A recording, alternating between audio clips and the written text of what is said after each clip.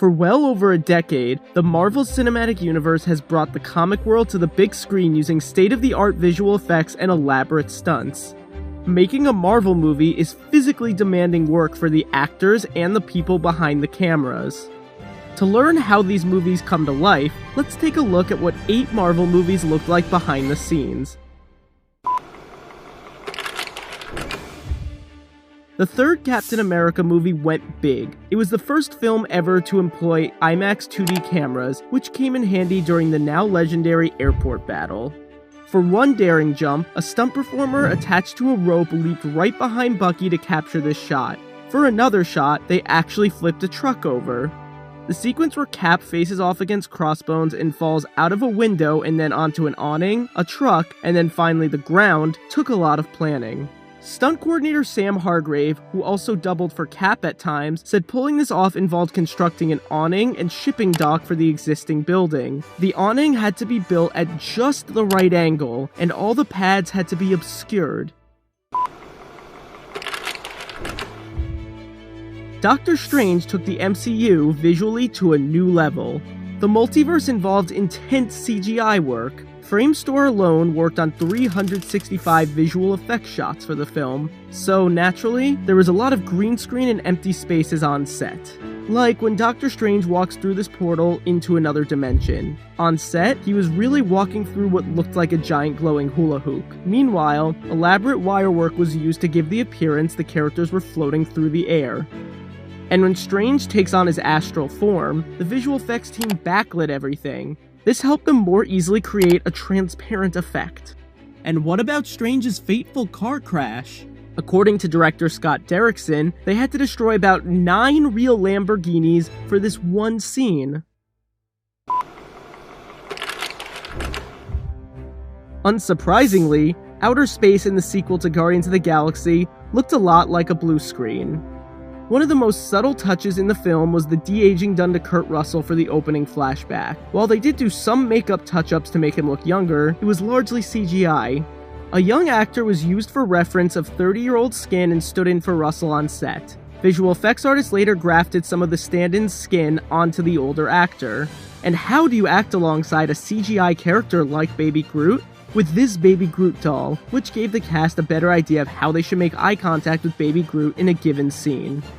Actors Bradley Cooper and Vin Diesel recorded the voices of Rocket and Baby Groot in a sound booth. Their facial expressions and gestures were also recorded and used for reference when animating the characters. In Black Panther, the cast's rigorous training and fighting styles ranging from judo to jiu-jitsu is on full display throughout the film. Actor Michael B. Jordan was covered in about 3,000 prosthetic dots. Each one was made with a glue-like material. The makeup team had to make sure they wouldn't all come off during the Warrior Fall sequence, given that it was a fight scene involving a lot of body contact and splashing water. Black Panther was shot all over the world. Many of the Wakanda scenes were filmed on a soundstage in Atlanta, while the car chase through the streets of Busan was actually filmed in South Korea. According to cinematographer Rachel Morrison, they wanted to distinguish Wakanda visually from the rest of the world. One way they did that, lighting. For the Wakanda scenes, Morrison said they relied on warm afternoon light and used supplemental light to get rid of any shadows. Avengers: Infinity War contains approximately 2,900 visual effects shots. Thanos is a motion capture marvel. Bringing a CGI character with over 40 minutes of screen time to life was a big challenge. At times, actor Josh Brolin would wear a Thanos head on top of his own head so the actors could use this eyeline as a guide. Brolin wore a motion capture suit, tracking marks on his face, and a helmet with cameras attached to it to get every subtle mannerism.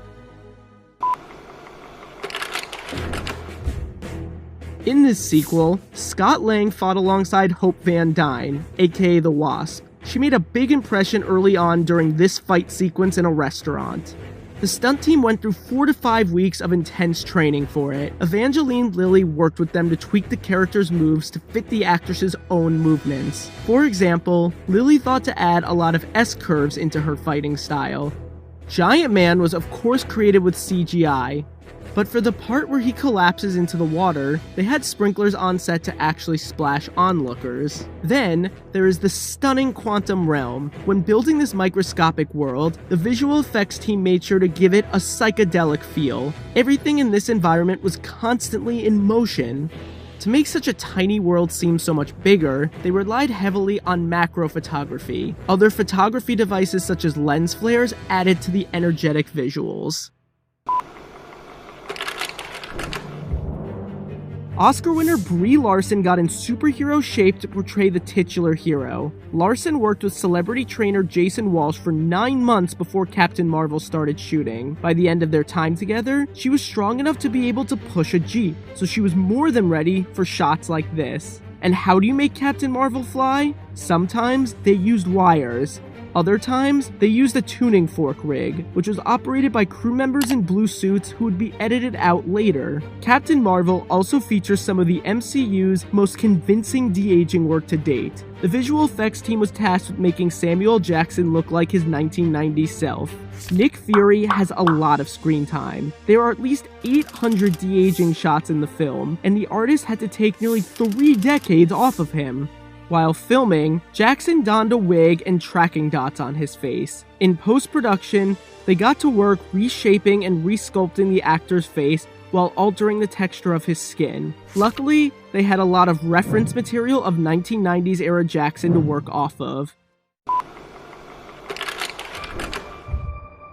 To play the updated version of Thor, chiseled star Chris Hemsworth wore a bodysuit, which he estimated weighed 60 to 70 pounds, as well as a mouthpiece that puffed out his cheeks. While the visual effects team did some touch-ups, Marvel Entertainment visual effects producer Jen Underdahl said that actually having the suit on set helped Hemsworth's performance. And for this one shot, you will notice the actors weren't actually wearing their nanotech suits on set. That is because it made more sense to create these suits largely using visual effects. Since they constantly expand and shrink, it would be hard to do that practically.